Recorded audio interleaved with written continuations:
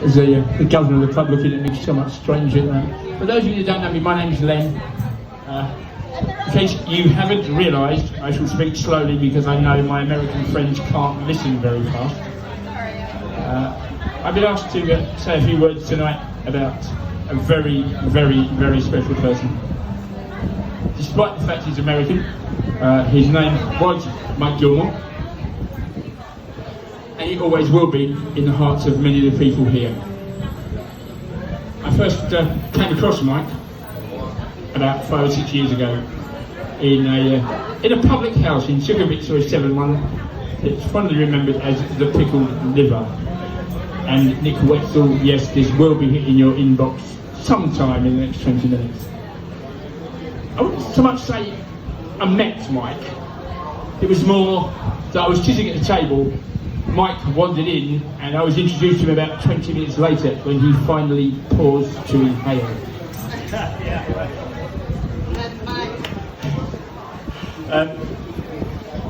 In 8 years-ish, 6, 8 years, I only ever saw that man speechless for words once.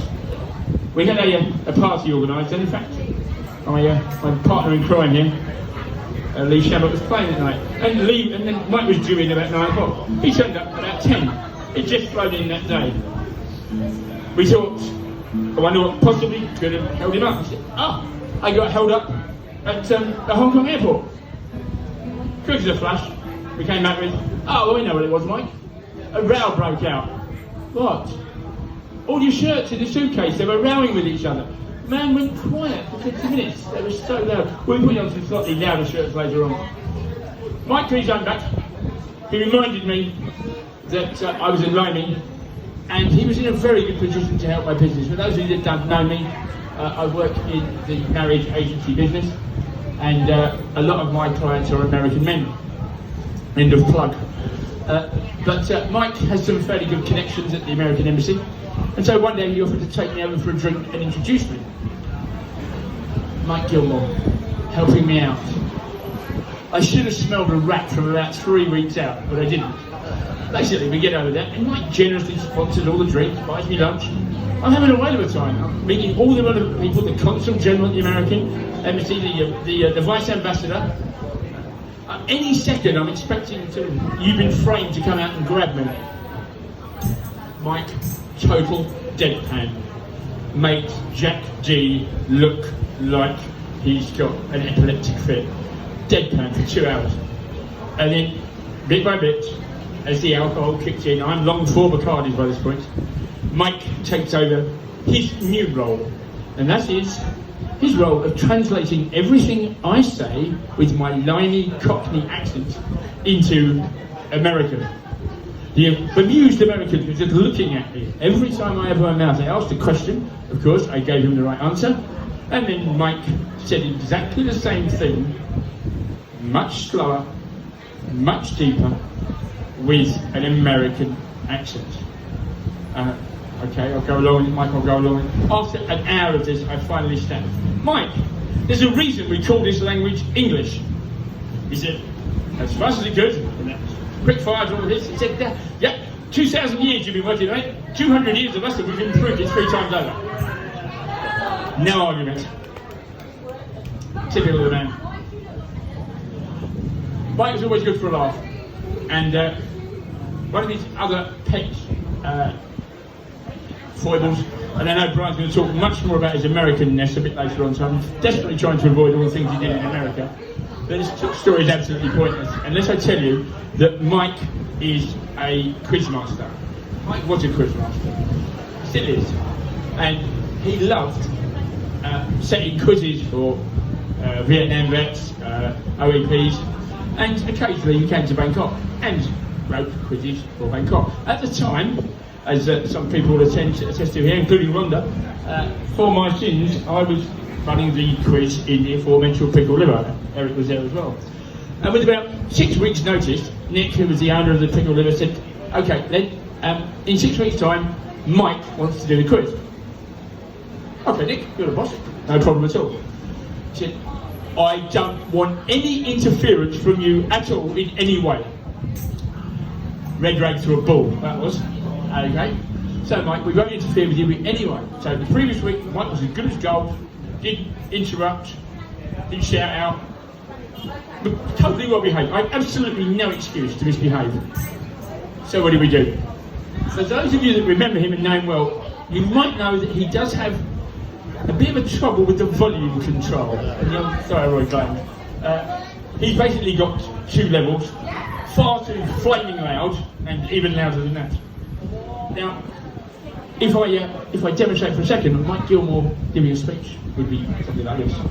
Of course, if he wasn't here, he wouldn't need the microphone. Yeah, that's totally Mike. Doesn't need the microphone. I realised this, and because Mike wasn't too clever with the au fait with the system, he started his script. Question 1. Who is the President of the United States? Like, yeah, there's a few limeys in the room. We're not going to know that. Yeah?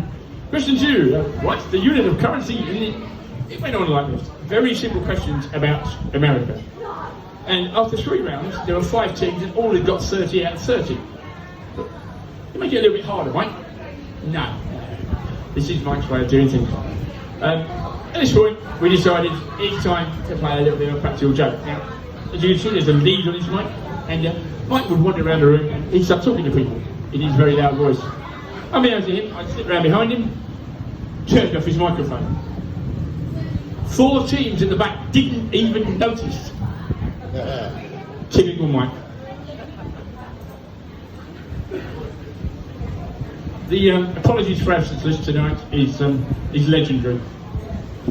Tyne Revere wanted to be here, wanted to be remembered to everybody. Tyne, when you see this, I'm sorry you didn't get bigger mention, but Newcastle is still shit. Only one football joking. Also, our very, very, very good buddy, the person we're probably missing the most, apart from Mike tonight, who can't be here. I know he's gutted. Nick Wetzel, we miss you, mate. Absolutely. Totally. Love you, Mark. Love you. Yeah, there's a lot of people here. Eric? This year, yeah. In fact, Nick, you're about as missed tonight as the entire Sheffield Wednesday forward line. Okay. Have you fixed that string yet? Good. Okay. Well, that's enough of me. And a bit later on, I think my compadre here is going to play a bit more of a musical tribute to the legend. And I think Rhonda is going to speak. And everyone, thank you for your time. Mike, and we know you're listening for a change. Mike, we know you're listening, and we miss you, mate.